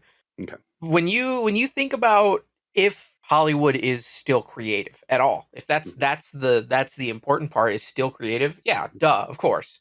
Mm-hmm. I mean, it's like the gaming industry where there's so much shit, there's so much just okay shit, but there's always going to be those great games that come out every now and again. Mm-hmm. And of course, the film industry is going to be the same way. But if your question is instead, is it less creative? I 100% believe so. Those movies are happening, but they're absolutely outnumbered by bigger, more mindless films. And I think, even just that stat you brought up where each film is a sequel or a prequel, there is potential for those sequels or prequels to be good. But the thing is, a lot of those sequels or prequels are for series like a Marvel series that is essentially just going to bring in a lot of money and not mentally stimulate anybody for any reason. So I would say Hollywood is absolutely getting less creative. There's still creativity there. There's still a lot of people that make great things in Hollywood. But I would say comparatively, yeah, it's way worse now than it used to be. Which brings me to my point where I think it's ridiculous to say that people are out of touch with reality if they think it's not creative. Because I can absolutely see where that's coming from. 100%. Seeing that decline, I understand why some people would say, yeah, 100%. Fuck yeah. Just because of the sheer outnumbering there is. Do I think it's not creative at all? No, absolutely not. There's so much creativity happening Mm-hmm. in important projects. But I think there's a lot more that just doesn't try to be creative and is just there to pull in money. I think my answer was more geared at a specific type of person that believes that movies are now bad. Like the person And that wrote that article. yeah, and I've had it stems from an emotional response that I've had emotional conversations with friends of mine, that I've been having for years that are movie connoisseurs that I go round and round with because they don't go see Marvel movies, they don't go see anything in the theater because nothing is good anymore and everything's terrible and That just sounds like depression. they sit in Yeah. their basement and they rewatch Star Wars and they rewatch this and that because That everything's sounds like terrible. depression. Well, it's just lazy. It's just giving up. It's not. You're not wrong. I agree with you. I just don't. No, I'm agreeing with you, Kyle. Yeah. Like I just don't. It makes me mad when people think that there are not movies that are being made that are just wonderful. And those are an entire subset of people that just aren't going to be happy no matter what. yeah, and it's so frustrating. And it's the same people that still live in their like the 90s kids. And I know, Kyle, you don't fit into that, but you have your own version of it because every generation has their own version of it, of just that nostalgia of all these amazing things. And then you go back. I kind of have the 90s nostalgia. I got to live through a good chunk of the 90s. Yeah, I mean, just in general of like like I had 10 years in it, and I remember all these stupid little things, and I'm quote unquote in that whatever, but I don't Yeah. even consider like all that stuff nostalgic. I just like, yeah, I remember it. Pogs, like I had Pogs, but I don't know what the fuck to do with them. But it's just there's always going to be this level of nostalgia, and then when you look back on it and you actually think about it, it's not as great as you remember, or it's not as great as you want to hype it up to be. And I think a lot of the people that think that Hollywood's lost its creativity to the point it's not even worth going out to see any movies anymore are so stuck in the past as well. Mm-hmm. That's probably a big issue. It's just Yeah, I think that's a big point. yeah. Nostalgia. It really Nostalgia. carries a lot. Fucking nostalgia, man. So, Sully, Mhm. final answer.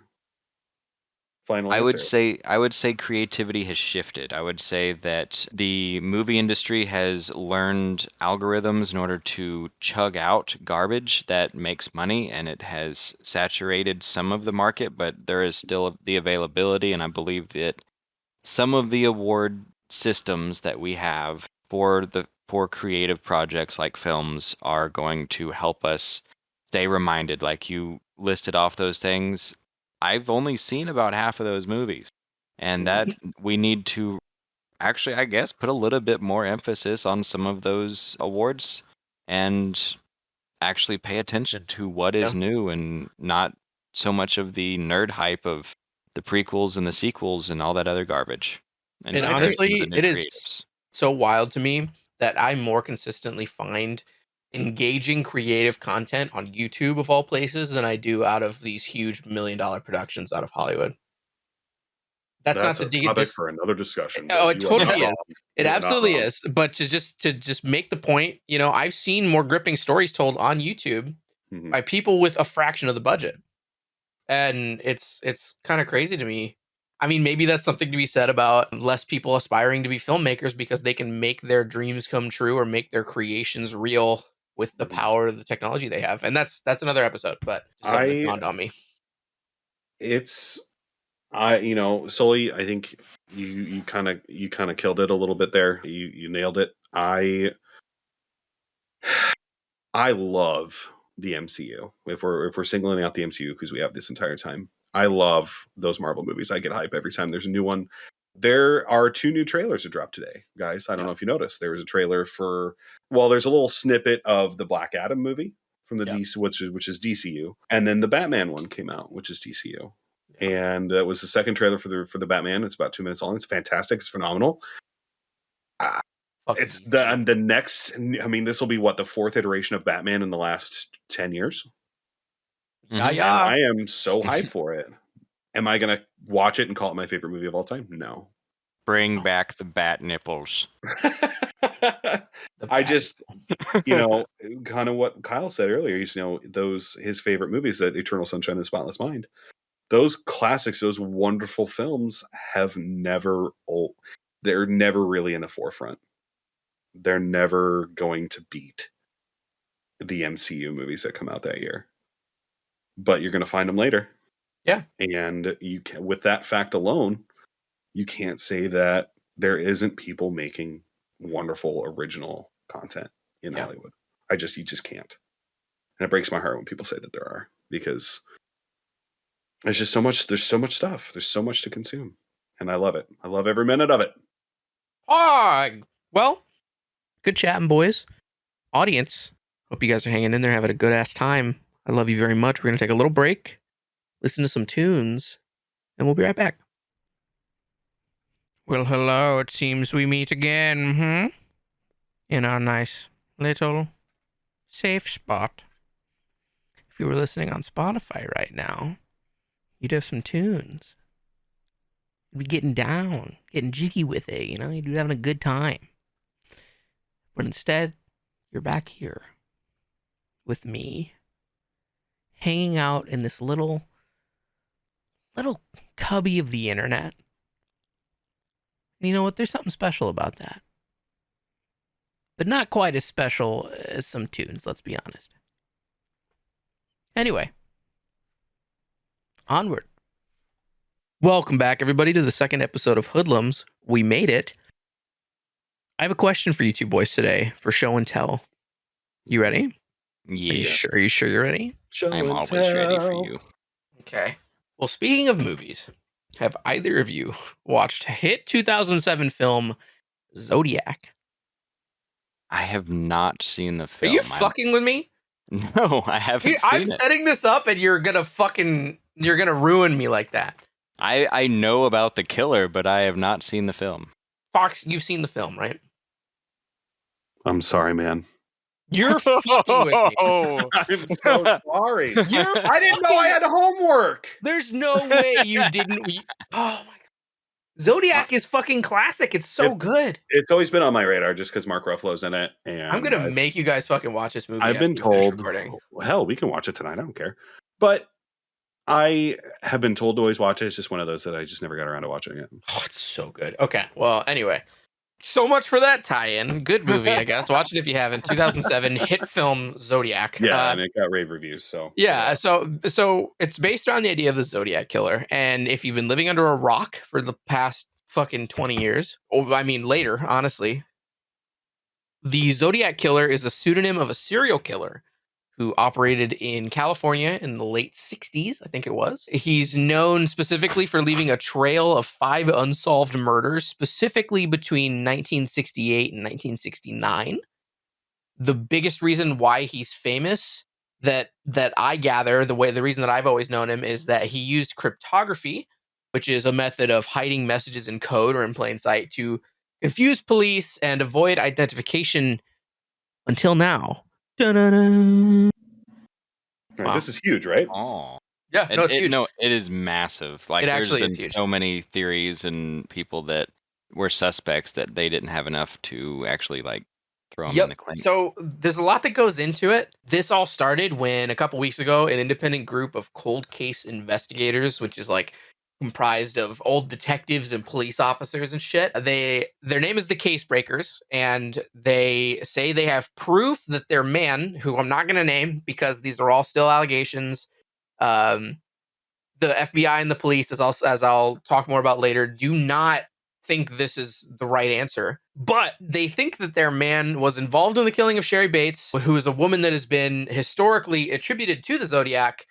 And their evidence includes evidence from this man's dark room. So the place that he went to develop his photography, striking physical resemblance to the famous Zodiac sketch, the one that everyone's probably seen without knowing they've seen it. Mm-hmm. There's a scar on his forehead that is super similar to the drawing. It's very pronounced. And they even found new ways to decipher his classic messages using the suspect's name itself to reveal alternate messages in the cipher.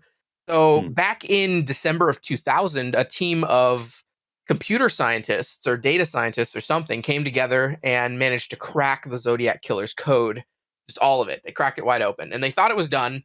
But the Case Breakers have used this guy's name to substitute letters and come up with alternate messages from some of these Zodiac codes, which is crazy. And it shows that it was deeper than people thought initially. Like that was the big issue is they thought he was a crackpot or a lunatic and that it was all just a farce because they tried for so long and couldn't get anything out of it. But yeah, absolutely. I mean, it's crazy. It's a fucking cultural phenomenon, which is mostly why hit 2007 film Zodiac was such a hit when it came out. Make sure you watch it. It is worth noting, however, that the FBI is still calling it an open case, and the police department from the place that it happened in Southern California is also still saying it's an open case. The police department in question allegedly debunked Banks's murder being in connection with the Zodiac in August of this year, and then they called the Case Breakers' effort later circumstantial. So they don't believe in it. They think it's a bunch of shit. But Bill Proctor, who is one of the main members of the Case Breakers, says that their so-called debunking comes from a place of ego and arrogance, to quote him. According to Proctor, the police department covering the case has been entirely silent the entire time. They haven't said anything about anything that they're investigating. They've never turned to the public beyond saying, hey, here's a bounty if you can give us information about it. And that, allegedly thinking they know better than anyone else that would bring things to the police department. And a lot of people are sold on the findings from the case breakers. A lot of people think it's enough. They think it's good. But to rain on everyone's parade, the Zodiac Killer that they found died in 2018. He was old as fuck. He withered away, ash into the wind like some fucking Disney movie or like the Avengers. It's Basically incredible. means you got away with it. Yeah, exactly. But there's something a little bit more interesting. So we've set the stage, and everything else is kind of something you'd expect. But the internet just recently found a man from the same town that this man was living in that has been pretty famous on social media recently for posting pictures of him with the suspect that the case breakers named. And he would post pictures with this old man all over his Facebook for years and say, hey, you know, we're friends, we're chilling, we're hanging out. And on every picture he posted, he would write Zodiac ? On it. Shit. This is before any sort of unveiling of these findings, before they even had the answer. This man was posting on Facebook questioning whether the suspect was the Zodiac. Beyond that, posts have also been found of his on message boards making open claims that the man in question is indeed the killer and drawing connections from the man to the man's friends who were also in this case implicated in certain things. But regardless, So the theories behind it possibly being more than one person or that he had help yeah, is exactly. more feasible. Yeah, like I know the initials RH are important somewhere in the Zodiac case, and the guy in the message boards was able to say, oh, it was suspect's name, and his best friend when the days he was running around was this, and just gave a full ass name, just fucking put this guy on blast. But it's been kind of cold for about a week or two now, just because the FBI is saying it's an open case and they're saying that they have nothing to announce and they're not buying it. But I mean, what do you guys think? When you have someone's name that unveils alternate messages in one of the hardest ciphers of all time, I almost think that in itself is enough to lock the guy away. Well, that was part of the whole thing. Was he gave those ciphers because he wanted to give police a chance. This guy, if you're not aware of his psychological profile, is basically an incel who attacked couples. And he was a nerd on the 13th century. If you take his cryptography, his symbol, his name, all that stuff, like he uses a circle with the cross through it. That's not crosshairs, it's the sun cross, and it was very common in 13th century lore and all that crap. And he was basically just an incel nerd in the 60s, and he got mad and he was angry, and he attacked couples. It was always couples, and so that makes you think he's upset that they're happiness. And if you can somehow pull in people that knew him or some proof of this was a hobby of his, like, so if you can connect his psychological profile on top of that, and that's hard to do, but he's got to have some journals, some thing that shows that he was a nerd about those things at the very least, then you'd have a strong case, especially considering if his name is an actual key for the cipher. The whole point of the ciphers was to give the police a chance, because every incel has this feeling of superiority and they think that they are smarter than everyone around them. And so if they're going to throw an answer of some kind at the police, then if their name is the actual answer and that's how gung-ho they are about come at me, bro, then it's got to have some merit. Well, he wanted the big thing with the Zodiac Killer that I remember is that it seemed like he wanted to be captured. One of his messages, sorry to cut you off, one of his messages literally said, I'm not afraid of the gas chamber because it'll bring me to paradise more quickly. Yeah, he thought that his victims would be his slaves in the afterlife. I remember reading that. Like, he was like, yeah, I'm not afraid of any of this stuff because you're just going to send me to the afterlife sooner, and these people that I've killed are going to be my slaves. So I don't care. You can kind of tell when you see some of the pictures that were posted on Facebook of this younger guy and the alleged Zodiac Killer. This man looks like he wished he had died years ago. He was so old, but like there was no happiness in his face and his eyes. He always looked like he was like, someone strike me down, please. Mm-hmm. So I don't know, but something tells me he did kind of like give it away to his friends or talk to him about it. I feel like because otherwise, like why would the guy be questioning it? Because it's not like he had it out for him. somebody like that is never going to stop pestering, right? You're not just going to get over the psychological imbalance that you have Yeah. that is taunting your pursuers in this way. Yeah. Like, that's just not going to end. So I don't know. I mean, there's so much surrounding this. I mean, this is considered to be one of the most famous unsolved murder cases ever. And it's, I mean, so we've got what, 5 confirmed dead, 2 that survived, 20 or so cold cases that they think might be linked to him, and he is claimed to have killed 37. Yeah. What? That's just insane. And as far as this whole group, what did you call them? Do you mean the case breakers? That's another topic. That's another. I don't know. I mean, I want to put my faith in the justice system, and when the FBI or whoever is going, look, we don't know, we don't back any of this. I want to say, okay, fine. You know, I don't want to put my faith in, but what I'm reading here, 40 former law enforcement investigators, which you can't.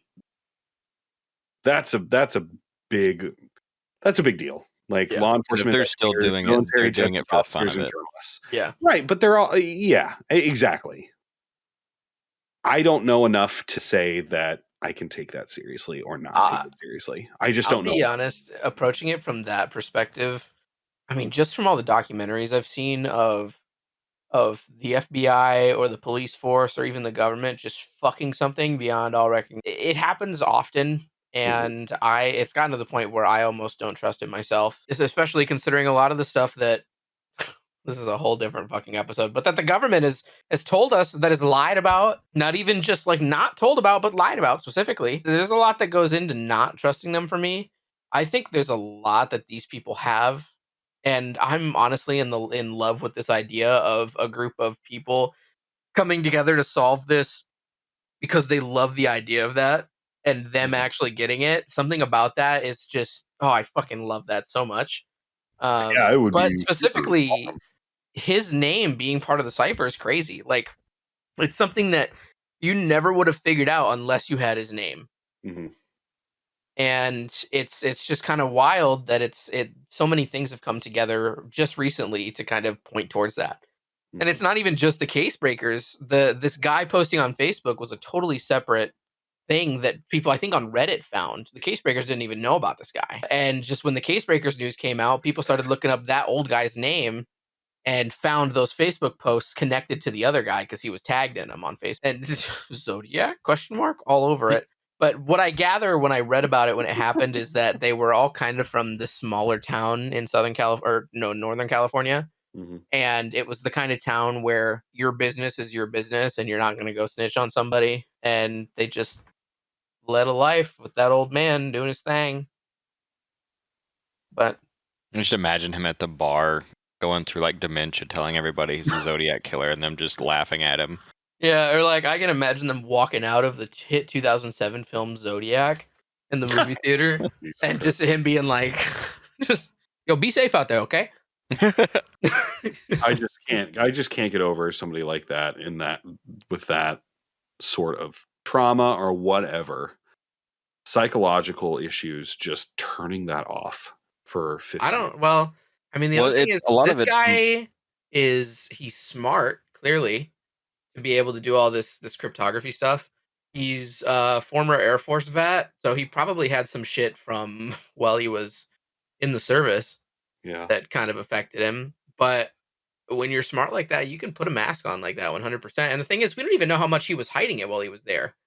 We don't know if he maybe met someone that pulled him away from it, or if maybe it's classic compartmentalization, where that's where a lot of these serial killers who were out and about and no one understood that that's what they did, and you ask people that knows, like, oh, they seem like a normal person. That's just, a lot of these people are so mentally broken that they are able to compartmentalize and pretend that when they are doing these heinous things, that's a different person, or that's a different aspect, or We Yeah. don't think about that, and when they go about their day, that part of them is just gone. It doesn't exist.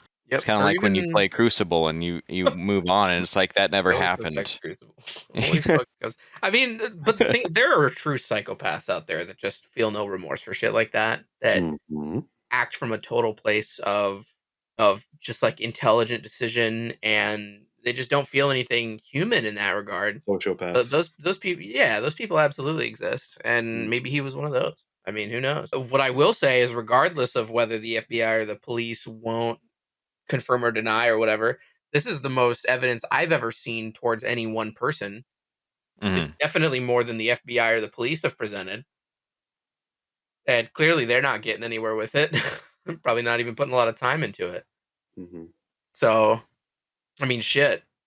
As terrible as it would be for him to be the wrong man, they do have a lot of fucking evidence against him, and he's already dead. So who cares, right? What are That people might gonna be do? part Show up? of it, is if they have to publish that they never found him and it was too late and he got away with it, that's bad publicity. And you can have Oh bad yeah, publicity when you're the police. That is actually a thing. It's they can. never, yeah. Question mark?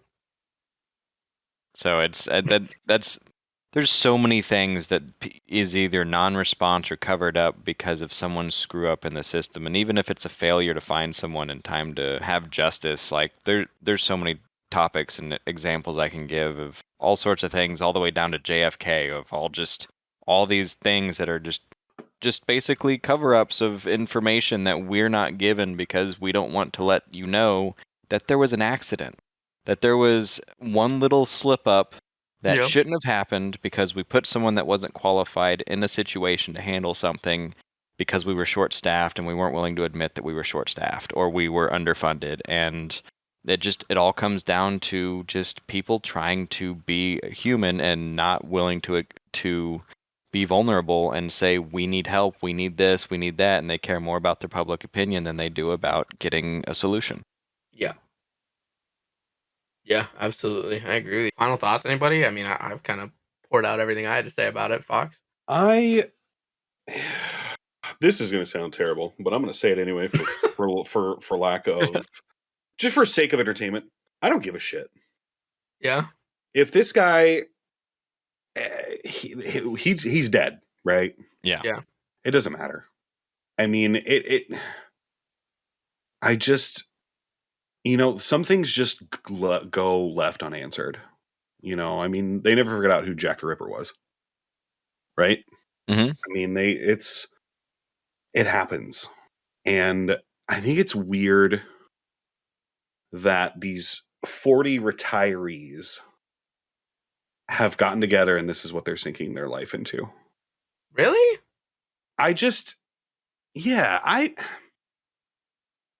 If this were a thing that we're still going, right? Like, we're still getting letters from this guy, he's still killing people, all right, yeah. But I look at it from a perspective of the victims' families. And I'm sure that some of the family members are like, I want justice. Let's find him. Absolutely. This is phenomenal. But I tend to look at it also that I'm sure that a lot of these family members are like, it's over. Can we put it to bed? Yeah. I think And in some murder cases, I think that's true. In fact, most of them. But in this case, to me, looking at the Zodiac Killer and trying to overcome that feels like this obstacle that most people just believe will never be solved. And the idea of taking that on and doing that and figuring it out, that's a fucking rush. That's crazy. You did it. You figured out who the fucking Zodiac Killer was. You did what all these super fucking incredibly smart and resourceful people couldn't in the past. And I mean, even with the Zodiac Killer as a sort of media icon from hit 2007 film Zodiac, I mean, there's a lot to it. And even beyond that, I know of a lot of groups of people that get together to solve mysteries, to crack codes and shit. And it's because it's fun to play detective. I love it myself. I mean, it's why ARGs are such a big thing on the internet. People get together and they crack codes and they solve mysteries because they want to make progress. They want to commit themselves to something challenging and something mentally focused, and try to figure it out because it's satisfying. It feels good. I totally get it. Especially if you're a retiree. What the fuck else you got to do? Enjoy life. But if that's There ain't the nothing way to you're enjoy gonna, after. if that's the way This you're might be gonna their enjoy enjoyment. life, Yeah, that's what I'm saying. that's it. I could definitely see myself doing the same thing when I got that old. 100%. That would be If better than we're showing up still to play able to fucking bingo. if we're still able to retire by the time we hit retirement age. But Oh, that's yeah. another topic. Wow. The biggest thing that upsets me about this, especially if it turns out to be true, is that I will no longer be able to keep accusing Ted Cruz of being me. Okay, well, I mean, I can. Okay, well, anyway, on that note, probably call it. Ted Cruz, if you're out there, Oh my if goodness! you're watching this, Wow. if Ted Cruz listen to our podcast, Ted Cruz, we're winning. suck my dick, you little fucking gremlin. Zodiac Killer. There it is. There you Any go. final thoughts, anybody? No. Mm-mm. No. Movies. Go see them. Go check them out. Movies. Don't Also- just go watch the heavy budget ones. Go research. Go find Yeah. something cool. Like Zodiac Killer from 2007. The 2007 hit film Zodiac. Also, listen to the first episode of Hoodlums. We talked about video games and creativity and fun and all that shit. Sully talked about idioms. It was a good time. You can find that on Spotify right now, soon to be on YouTube, Apple Podcasts, and anywhere you listen to your podcasts. Mhm. You can find me on Twitter if you would like to come see me, Kyle, at Kyle_XCVI. Fox, I don't know if you want to throw yours out there. You Phil for a second because I gotta remember what my Twitter feed is. What my MySpace.com/Exing. MySpace.com/Mark Zuckerberg. You can find me. Yep. Twitter. My Twitter is at the Fox Ltd. Cool. And then Sully would rather send a fucking piece of paper up with a pigeon. I'll put my phone number up later and you can send me nude. Yeah, just call me. Let's be Oh old fashioned. my God. Call my landline. But yeah, on a serious note, if you guys are listening, thank you so much. We love you. I hate these two, but I do love you if you are paying attention to what we're Aw, babe. What do you? He doesn't say anything nice to you. Not one fucking nice thing did he just say. Not a nice thing at all. All right. Fuck out of here, Craig. Fucking egg.